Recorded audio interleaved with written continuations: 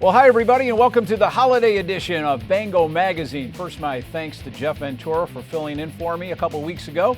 And on today's show, we're going to go in the pool. Nick Stone is going to join us, the head coach of the men's and women's swimming program here at Buffalo State. And Nick's bringing along Matt Ringer from Queensbury, New York. And then after that, Candice Moxley from women's hockey again joins us, bringing along her outstanding goaltender, Justine Silva.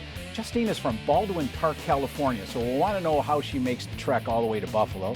And then we're going to stay on the ice with Steve Murphy, and Murph's bringing along Nick Schiro, the defenseman from Sanborn. We'll have Rebecca Coleman back with Bengal Update, and of course the Tim Horton Athlete of the Week. So a big show. Stay tuned. We'll be back in the pool with Nick Stone.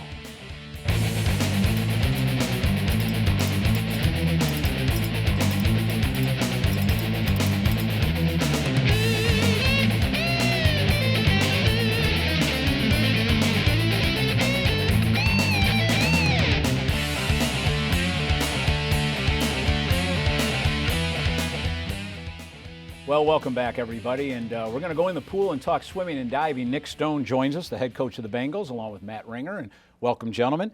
Got 2 or 3 meets under the belt, as they say. How are things progressing? Are they at your expectations right now? Yeah, coming in, I didn't really know how we were going to start off last year. I know they swam pretty broken down, and generally it's with the training that we do, we swim pretty broken down. So in-season times aren't really close to best times, right. But we're swimming well above where I thought we were going to be. I was hoping for at least in-season times, but a lot of them have beaten their times from last year in season. So right now we're ahead of schedule. And Matt, on a personal note, where are you right now? I'm in a better place than I was last year. Great. We're training a lot harder, and I think it's set us up a lot better, like technique-wise. I can do a little bit better in the races than I usually would instead of just muscling through them. Yeah, fantastic. Well, that's a philosophy, a theory of yours. Why do you think you're ahead of schedule right now? I think we're doing a lot more race-paced training right now compared to maybe what they've done in the past, talking to the swimmers about the types of workouts they've done. I like to be ready to race, and so we do a lot of fast stuff with combination of training the aerobic energy system as well. And we're also lifting an extra day this year compared to last year, so that extra strength factor is probably helping out in the pool as well. Interesting. Tell me more about race-paced, if I heard that correctly. Tell our viewers, if you can, in layman's terms, what that means. Just going fast so for example, if Matt was doing a 100 pace set, he'd be doing 25s at 100 pace. So if he's going a minute for 100 backstroke, he'd be holding 15s on each 25 type things. And I just want him to get up fast while also maintaining their technique and things like that, because in order to swim fast, they have to be able to do it in practice. So. And curious, is that new to you? I mean, obviously you've been swimming for a long time. Is that a new technique for you, and has it taken you time to get used to? It kind of is. Usually in years past, we've always had like race-paced days almost, where like every Tuesday or Wednesday, like you would know where it's coming, like we do off the block pace. Okay. This is the first year where we've ever seen like it in combination with like an aerobic set. So we do like 12 25s on like a super fast interval. Okay. And then you would have to hold like a quick, like higher distance set. So we do like a 200 on a certain pace. And I think that's really helping because it'll simulate, it really gets like the heart rate up, and then you're able to hold a distance and transfers over into races. Common swimming technique across the country, or something that you're bringing to the table? It's something that I learned at Williams, and kind of like combination. I'm very big on being able to race, but I also know we have to have a pretty good base of aerobic training. From my club team, there was very high yardage. My college team was sprint-based, and when I was at Ithaca, we were sprint-based, and then Williams is kind of a combination. So I can kind of see how to combine the two, and that's what I've brought to the table. Does that have anything to do with something called VO2 max? That's threshold. Threshold, okay. Yeah, so now you and I are talking swimming here. This is kind of fun. Yeah. And that's aerobic, right? Yeah, that's being able to hold your fast. So the other day we did hundreds on 2 minutes, holding best average. So that's like holding your best average as fast as you can. Is training that threshold to be able to go as far as you can. Interesting. I'm going to lead into this. I didn't think I would right away, but this is a good lead in, because we were talking off camera. I had a daughter who was swimming in her sophomore year in high school, decided to tell mom and dad she wasn't going to swim anymore, and we asked why, and she says, it's no fun. I said, what do you mean it's no fun? She goes, well, all you do is get in the water and swim. And I thought about that, and I said, wow, that's very interesting. Swimming is somewhat unique among sports in terms of your training. Mm-hmm. How do you, quote unquote, make it fun? Is this a way of breaking things up? Mm-hmm. Yeah, I'd like to try to bring in a lot of different dryland exercises. Like yesterday we did kind of like a CrossFit workout within the workout itself. So working in different types of trainings. The kids always like to go fast, so mixing in some more fast stuff on Tuesdays or on like doing that. And then also I like to keep the team together, so we're doing that. So we lift in the mornings together as a team, and it adds kind of like a cool, fun dynamic to it. It is hard in swimming to make it fun without, or like the fun they want to have is just like doing relays and like just 25s and dolphin diving. He's smiling over there. So it without taking away from their training, so trying to mix that in. And every once in a while, like the beginning of the season when I saw they were kind of broken down, we did a get out swim, so if a certain number of people reached a time, we were done with practice type deal, so it kind of gave them, kind of a little motivation there. Freestyler, backstroker, and yet I'm hearing that backstroke is what you prefer. Tell me why the backstroke. Well, I can breathe the whole time. I like having my head above water. Gotcha. But it was just something different. Like when I started swimming it more in high school. I was basically just always freestyler up until that point, and it just kind of clicked with me. In the water, like for like a feel wise, it feels smoother. It feels a lot easier to do, and I can kind of challenge myself more with it than freestyle because I can always kind of feel myself pacing a little bit better. Okay. And I just kind of always stuck with it. We've got about a minute and a half left in the segment. I do want to ask you about your love of rugby, too, I heard. You're playing rugby in the off-season. Does it help you with swimming, or is it more of a, no swimming, I can do something else? Well, it's definitely a breath of fresh air because, like, swimming, it's a super long season, and, like, you get really sick of looking at the same ceiling or black line all season long. So it's nice to get out there. It's a totally different world, like contact sport. I'm running. So like obviously that kind of transfers over because they're 80-minute games. So like it definitely have to keep your endurance up, but it's just a nice breath of fresh air for training wise. Gentlemen, thanks very much for being on the show and giving me some insight into swimming and diving. We're going to take a quick break, but before we do, the picture you see there is the young alumni for Buffalo State Athletics during its holiday get-together on December 1st at the Pearl Street Grill.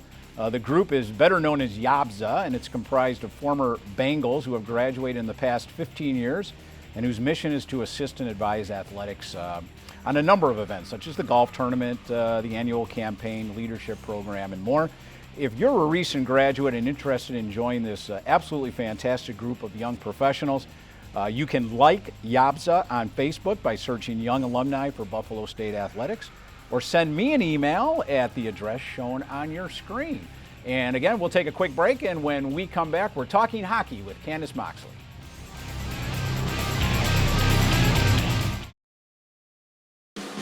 Well, congratulations are going out to this week's Tim Hortons Athlete of the Week, and it's Kevin Marmoleos from men's basketball. Kevin scored a career-high 32 points in the Bengals' 98-78 victory over previously undefeated Hobart. The senior guard set a single-game school record with 10 three-point field goals, and he went 10 of 14 for the game, 74% from that long range. He scored the Bengals' first 15 points of the game, going 5 of 5 from three-point range, and that was all in the opening 6 minutes of the game. He finished the game with 4 rebounds, 2 assists, and a steal, along with the 32 points. So congratulations to Kevin Marmoleos, this week's Tim Hortons Athlete of the Week. And now we are joined by Candice Moxley from women's hockey and Justine Silva, Candice's outstanding goaltender.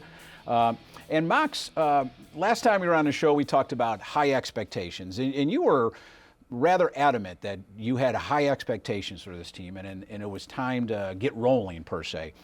Back then, you had 2 wins, and then since then, you ripped off 6 consecutive wins, more wins, 8 straight wins, before being defeated last weekend. So I'm just kind of curious. Was this like, wow, I can't believe how well we're doing? Or was this, again, this is what we should be doing? This was exactly what we should be doing. Those were all conference games that the girls knew the importance of them, and we needed to get those points because we lost home ice last year, first round of playoffs. Right. and we don't want to have that happen again. So, last segment, I talked about the leadership in our locker room, how strong it is, and they all experienced that last year. And this year, we're set on the path where we're going to take those games, and there you go. We're going to run with them. How about from a student-athlete perspective in the locker room? It certainly was a confidence builder, but were you kind of like shocked by 8 straight wins? Or again, was this like, we're supposed to be winning these games? I think the high expectations that coach implemented with us, and along with the leadership in the locker room, it wasn't too much of a surprise in a sense that it was one of those where we should win. Okay. If we can win, we should win. They're conference games, it's expected. Gotcha. So instead of, oh my gosh, we won, it's more of a good, we got the job done, now we have to look to the next game rather than dwelling on those wins. Through the 8 consecutive wins, I'm sure there are a couple things that just really impressed you with the team, or maybe even surprised you with the team. Can you put a finger on 1 or 2 of those? Well, one's outstanding goaltending, sitting beside me Yep. here, and then another one is just finishing. We scored a lot of goals this first half where it's a matter of execution. A lot of those goals came off the rush where we're using our speed and we're capitalizing on the opportunities we do have. Yeah, we talked about speed in a number of weeks ago about this team, and it's obvious where the speed is on this team. Justine, I'm going to say this with quotes on it because I used to play goal, and as an old guy, kind of still do every now and then. But I understand, I know there's a comfortable feeling when you're playing well. And you're playing very well. You have 11 goals against, 1.40, an incredible save percentage of .940. How do you feel mentally in the crease these days? Are you in this zone that is just like, I'm unbeatable type of zone? From last year, I've gotten a lot more confidence in the crease. I'm a lot more comfortable, coming out, playing bigger. It came from experience more than anything, but coach always talked to me, and just looking around in the locker room, I know that's my role. That's my job that I have to fill. I have to be confident in the crease in order for us to be successful. So, yeah, from last year, I'm a lot more confident. Yeah. I'm comfortable. I'm getting used to the playing time. I'm getting used to facing these top teams in our conference and in the nation. In today's world of hockey and goaltending, it's all about being tall, big, filling up room, angles, not so much reflexes as it used to be when I was 25. And I look at you, and you're 5'2" and tiny.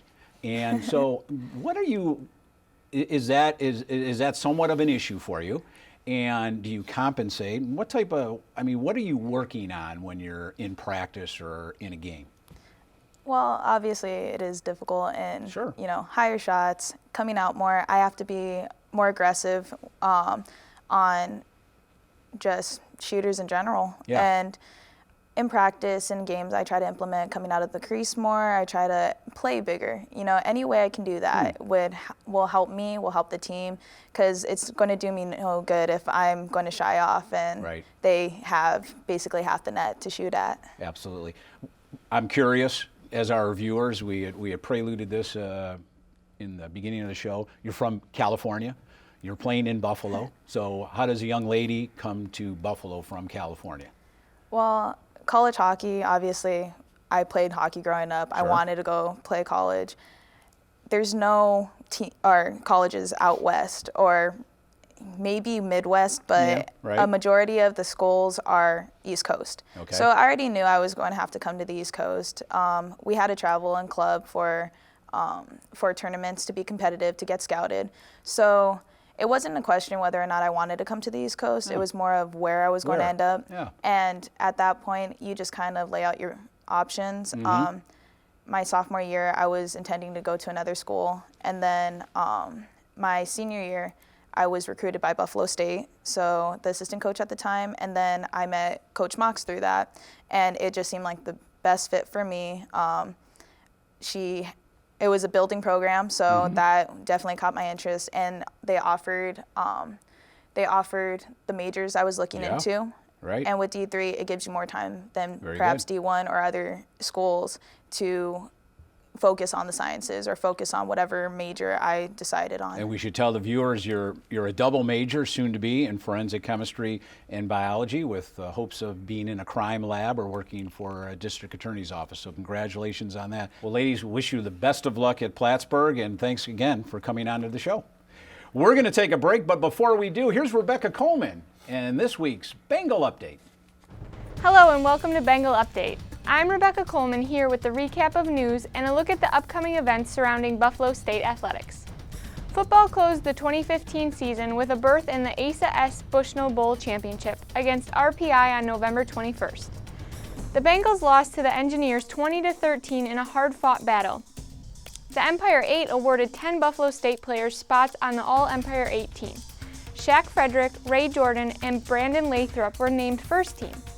Anthony Sanders, Marquise Artis, Ish Height, Dale Stewart, and John Knudsen were selected to the second team, while Andrew Cleveland and Khalil Somerville drew honorable mention status. Swimming and diving competed in a home dual meet against Cortland on November 21st. Despite falling to the Red Dragons, the Bengals had some notable performances. Connor Mergler continued his strong start to the season, setting a school record in the 100 fly and breaking the Kissinger pool mark in the 50 free. Mergler, Tim Pachanchuk, and Justin Moser all claimed 2 individual events apiece for the men's side, while Allison Kolzinski, Michelle Del Favro, and Bree Chahovich tallied wins for the women. The Bengals return to action this weekend at the Hamilton Invitational. Men's hockey has gone 1-1-1 in their last 3 matchups. The Bengals defeated Brockport at home 6-4 back on November 21st. After Thanksgiving, Buffalo State faced off with 2 more home games against the now number 2 ranked team in the country, St. Norbert. The Bengals fell to the Green Knights 4-0 in the first matchup of the weekend, but came back the next day for a 2-2 tie. Taylor Price continues to pace the Buffalo State offense and netted 3 goals through the 3 games. Buffalo State hits the road this weekend, traveling to take on Oswego on Friday night at 7, and then Cortland on Saturday night at 7. After opening the season 8-0 for the first time in school history, women's hockey suffered their first loss of the year. Buffalo State tallied 2 4-1 wins over Chatham the weekend before Thanksgiving, but fell this past Saturday 5-0 to Williams. The Bengals held their first annual gold ribbon game for childhood cancer awareness on November 21st and raised over $700 for Carly's Club at Roswell Park Cancer Institute.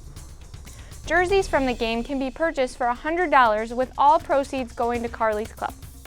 Buffalo State looks to get back in the win column this weekend. The Bengals face off against the nation's top team, Plattsburgh, for a 2-game ECAC West matchup on Saturday and Sunday in Plattsburgh. Men's basketball bounced back after falling in the first game of the season. The Bengals have won 3 straight, including claiming the Buffalo State Coles Classic Championship title. Buffalo State defeated Villa Maria 100-91 in the first game of the tournament, and then held on for a 74-71 win over Nazareth in the championship. Nico McLean was named the All-Tournament MVP, while Michael Henry earned All-Tournament honors. Last weekend, senior Kevin Marmolejo scored a career-best 32 points and broke the single-game school 3-point record previously held by Jake Simmons after hitting 10 of 14 from long range, helping the Bengals race past previously unbeaten Hobart 98-78. Marmolejo's tabbed SUNY Athlete of the Week honors and is also the Buffalo State Athlete of the Week. Buffalo State opens up conference play at home this weekend with matchups against Cortland at 7:30 on Friday and then Oswego on Saturday at 4 p.m. Women's basketball defeated Teal in the first round of the Buffalo State Betty Abgott Invitational, but fell 63-58 to Bluffton in the championship. The Bengals quickly bounced back from their loss, however, shooting right past Houghton 92-77 earlier in the week. Taylor Graham scored 19 points and dished out 5 assists to lead the Bengals offense. Buffalo State also broke a school record with 13 three-pointers. Clarissa Matias went 4 for 8 from long range, and 6 other Bengals also added threes. Buffalo State opens conference play at home this weekend with matchups against Cortland at 5:30 on Friday and then Oswego on Saturday at 2. Reporting for Buffalo State Athletics, I'm Rebecca Coleman. We'll be back for more Bengal Magazine after this short timeout.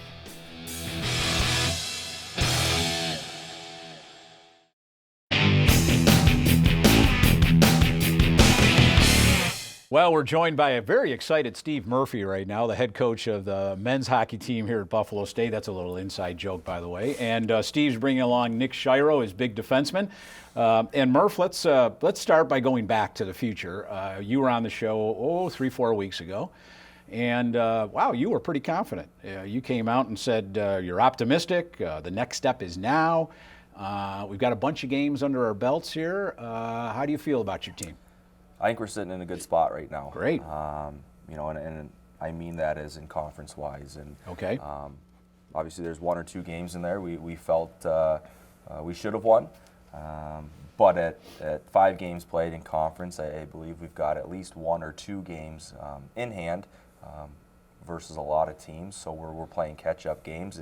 If we take care of business, then we're going to be in a good spot at the end. And you know, we're confident going into this weekend. Obviously, 2 games, and we're like any other team in the country. We want to close off, you know, before the break with 2 wins, and we always say you can't get the second one without the first one. So we'll focus on Oswego on Friday night, and then obviously look for the sweep against Cortland Saturday. And Nick, you concur with that? You feel that the guys are in a good spot right now? Yeah, I agree. I mean, from the beginning, one of our big goals was don't get swept at home. Yeah. And this past weekend, playing St. Norbert with the tie keeps our goal alive. So moving forward, we just got to take care of these 2 games this weekend. We'll talk about the Norbert game in a minute. I'm kind of curious. What impresses you most about your team right now? When we work, we're very, very good. You know, I think the first game Friday night, it was a 1-0 game with about 15 minutes to go in the third period. We took a penalty and they scored, and that was kind of it. Even at a 2-0 game, they're just so good that they're not going to let off the gas. And at 2-0, it's very, very hard to come from behind and play them. Saturday night, the effort was unmatchable almost. We gave a 2-0, or we got a 2-0 lead, and unfortunate that we gave it up. But that was the biggest thing that we talked about after Saturday night, that if that effort is there every single night, every single game, there's not going to be many teams that, 1, can compete with us, and 2, that can beat us. St. Norbert is one of, if not the best team in the country. They have been for a while now. We were right there. We had our chances to win it.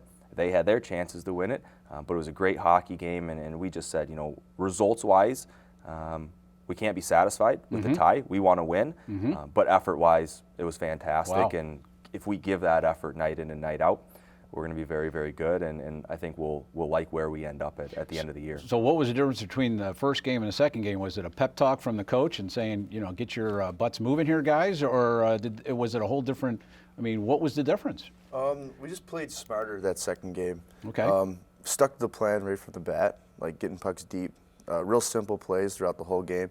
I felt like in the first game with being down 1-0 into the third, we kind of got away from it from a little bit, took a penalty, and then once they scored that goal on the power play, it was just, you know, they shut us down from getting in their zone.